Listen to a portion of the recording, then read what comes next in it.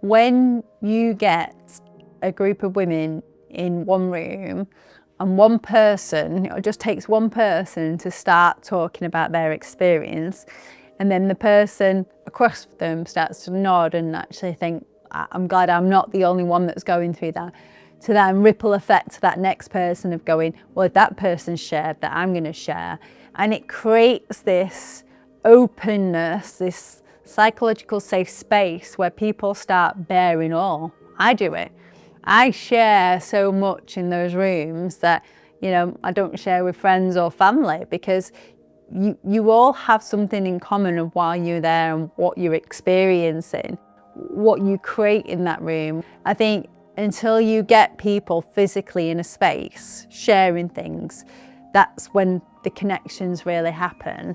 And what they've shared in that room, they'll always have that connection with each other as well, which I think is just incredible.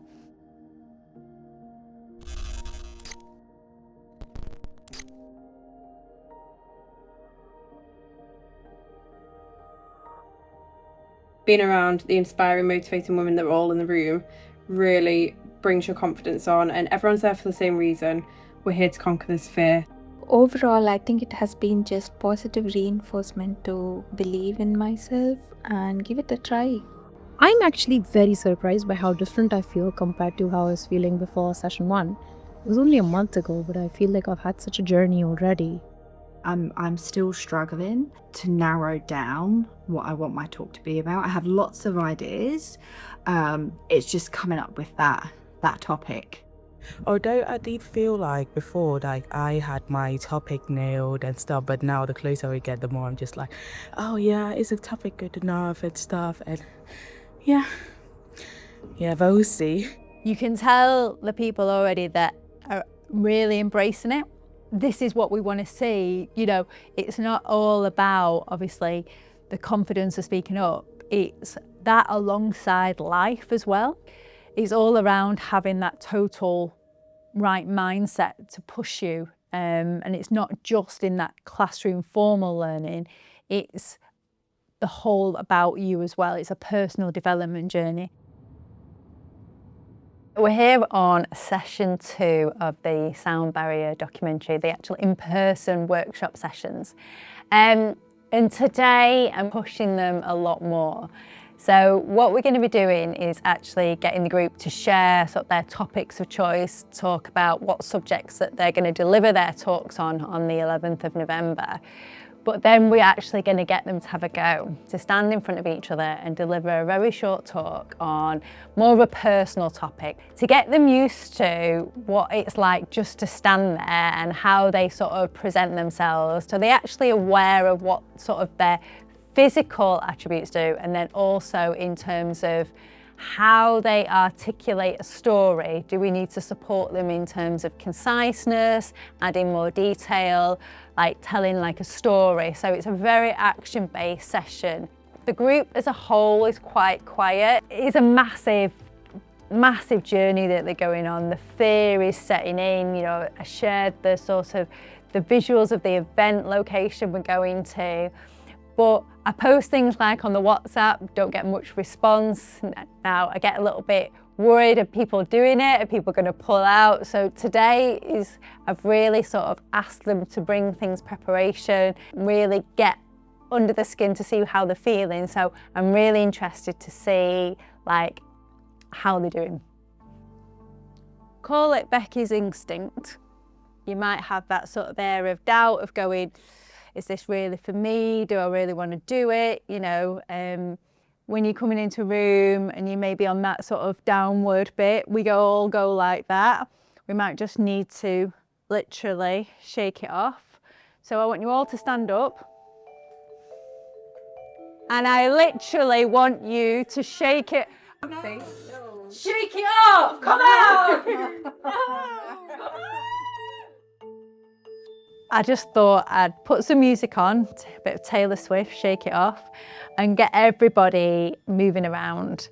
And it's so interesting because tools of managing confidence, negative self-talk, everybody will relate to a different tool. Arishi was like moving in her own little world, moving around. Anne-Marie sort of got into it slightly, and then we got Lindsay that just said that was her ultimate worst nightmare. I managed to get her arms moving physically a little bit. After that exercise, conversation flowed very openly. I do think it definitely helped. Just to actually move your body and have a laugh and smile, laugh at ourselves, actually helps us in terms of a point of distraction as well. But we're going to cover lots more today because that might not be one for you. I got you smiling, Lindsay. I got you moving slightly. So one song can just change my mood. Sometimes when you're going through something and then you really connect with the words, don't you? How are you feeling, Sandra? Not great?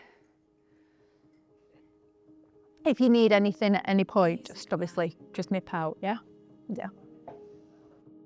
Life happens. So unfortunately, Sandra had to leave us very early on in the session. She wasn't feeling well. And also Joanna couldn't make the morning due to a personal appointment. So I'm going to have to do a bit of online sort of work with them on the topics that we've covered, which is totally fine. And life does happen as we go through this. Had a message off Sophie this morning. She arrived back off holiday last night saying that she's not very well. I do hope that it is not the fear.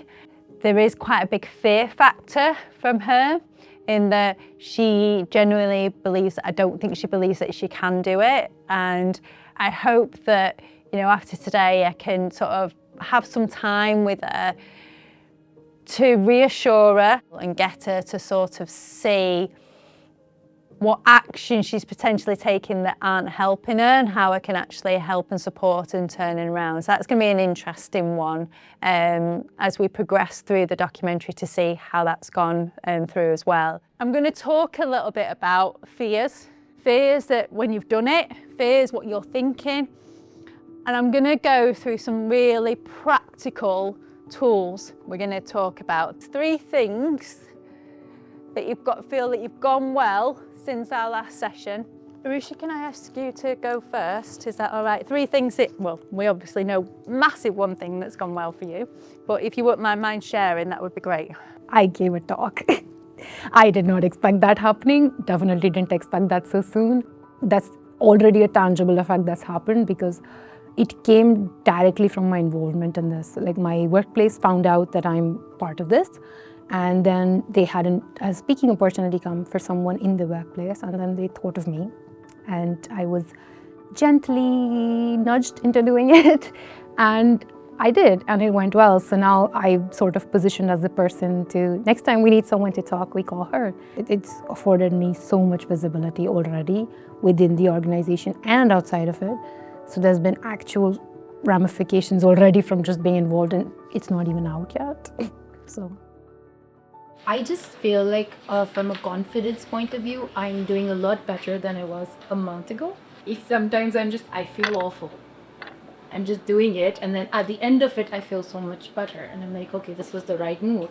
And that sort of snowballed. One other thing that has really helped me, I think, professionally is the one phrase that you said that, you know, using, in my opinion, sort of just really bookends things really nicely. I've used it. And I found it very effective.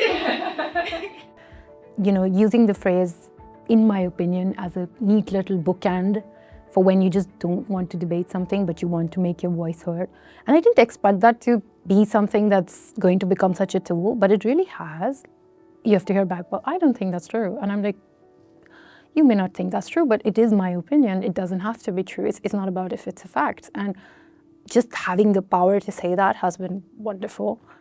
One of the biggest blockers that around speaking is people think, oh, what value do I have to share? And I hope you don't mind me saying, but one of your first emails to me was the fact that I've only been in this such a short period of time. You know, what am I going to say? You know, but you've really touched on a point that's so poignant to so many people because it's relatable as well. Manachki, what's 3 things that have gone well since the last session? You've got a role. I think you need to say congratulations to yourself for that. Yes, yeah. It's in a new industry that I've not been before. the role is similar to what I've done in the past, but it's just new place and sort of new processes and things to consider. But so far everybody has been so welcoming, supportive, and yeah, I just it's been a really great experience so far. I don't want to jinx it, touch wood. I think the biggest for me is I feel good that I'm trying something new, something I would have never ever dreamt of doing in my life on my own. I've always been hiding in obscurity, never coming out, not at all. Even in meetings, I would voice my opinions, but very quietly, very subtly. Part of me feels good about it, a part of me is nervous, but I think, if I haven't done it once, what's the point? So that's, I think, the biggest change for me. And I can, I don't know whether anyone else can, but only because you were sat here, I can even notice such a change in your persona now compared to last session. Well, that's because all these women are my friends now. We are connected. Yeah, it's a secure, safe group, and it's okay to talk, to be yourself. So that's, I think, a very important thing. That's why you're probably seeing some change in me. But if you now put me in a different room with a group of strangers, I wouldn't say. But like I said, it's all a journey, and I think sometimes we go so far over here that we've actually forget what we've done already. And then you'll build that confidence up again. Next situation, now you're working with another team, you'll have more confidence to speak in that team. So I think, just embrace it, which you seems like you have done as well. So thank you. Linda? The support I'm now getting at work and talking about things at work, and what people think about me doing it has been a really interesting set of conversations to have. Some of them have been challenging, like really making me think about more the women in tech angle, so how the women in tech angle comes across. It's like one hurdle after another all the way through this process. It's like, get comfortable with like talking to one group about it, and I was like, okay, now I've talked to my closest friends, let's talk to the girls at work, and then once the girls at work, I maybe should tell some men. I kind of set up a group with like 10, 15 people, mainly like women in my team, and said like, who wants to share their voice? And everybody said, no, I don't do that, I don't talk. So that was an interesting conversation.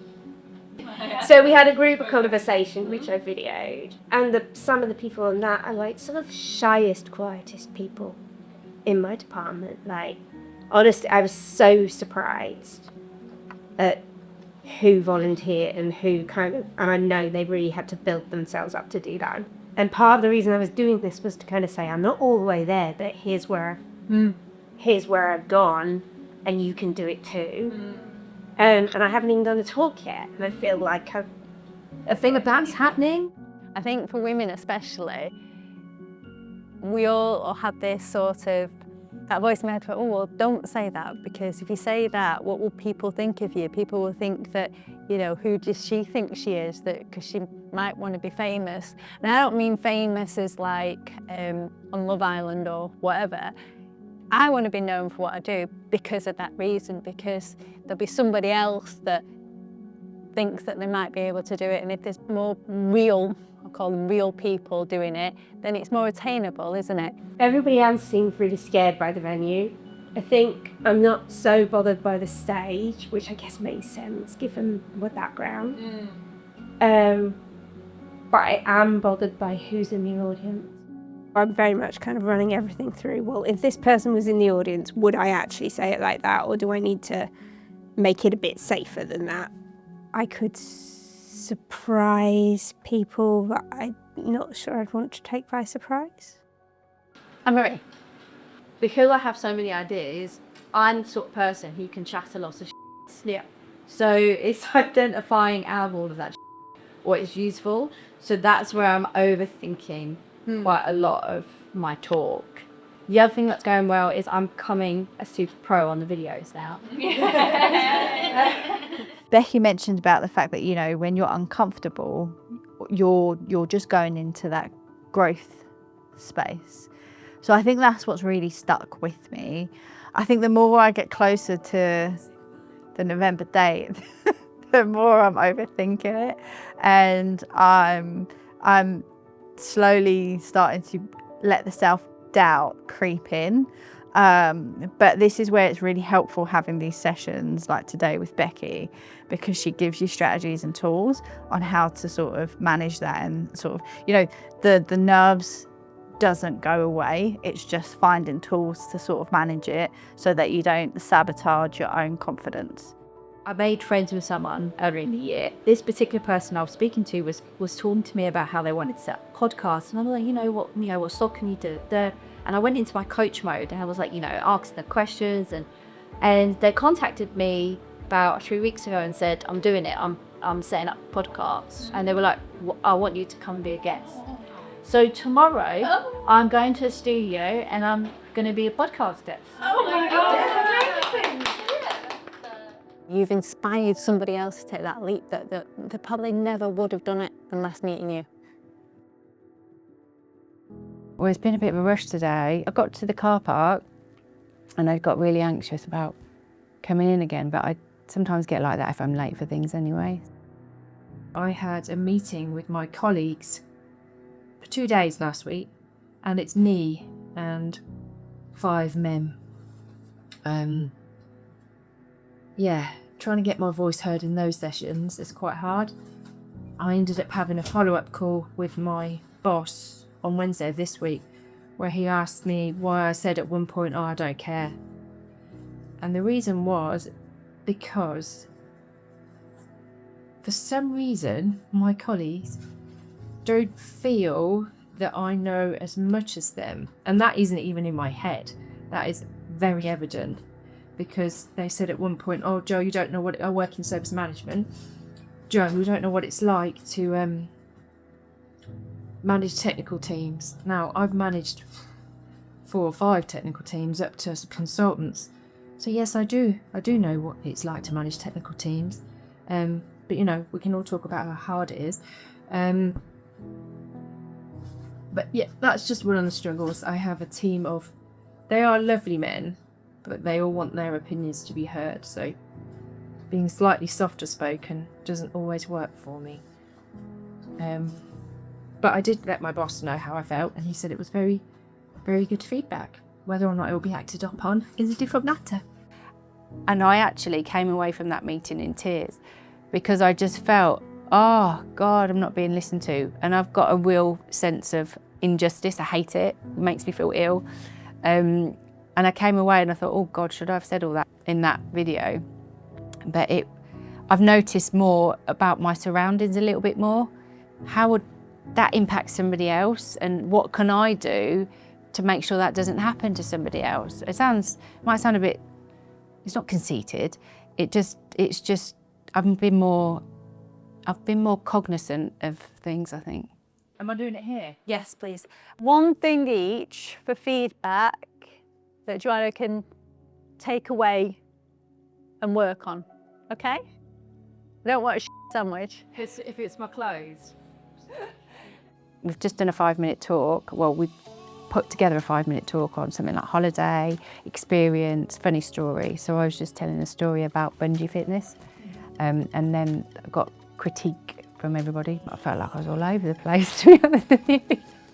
But it was like 10 minutes earlier, and you know, I hadn't done a lot of preparation for it, I suppose. Things I'm really going to have to leverage is like making sure that I'm moving, so that I'm not letting the adrenaline sort of build up, and I will start to just jibber jabber and talk a lot.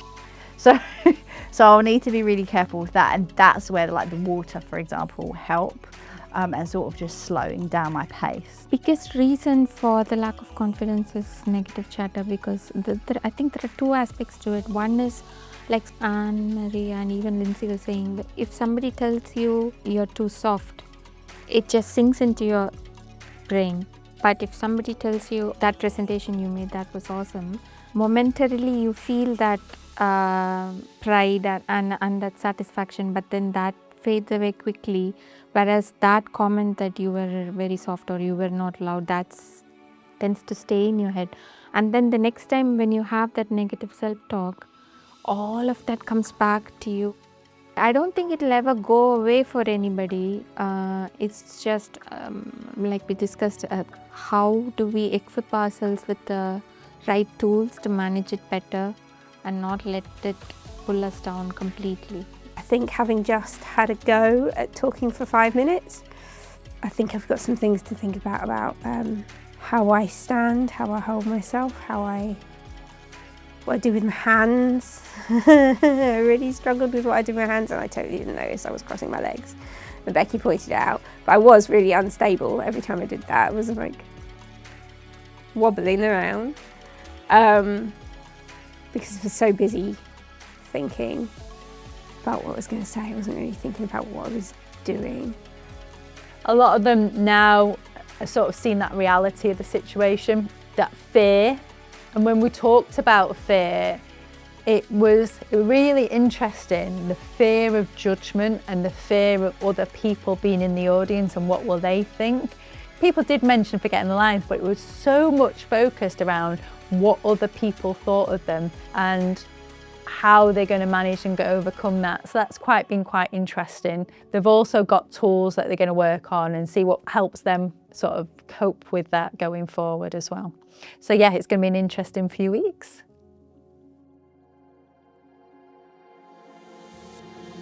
A week to go.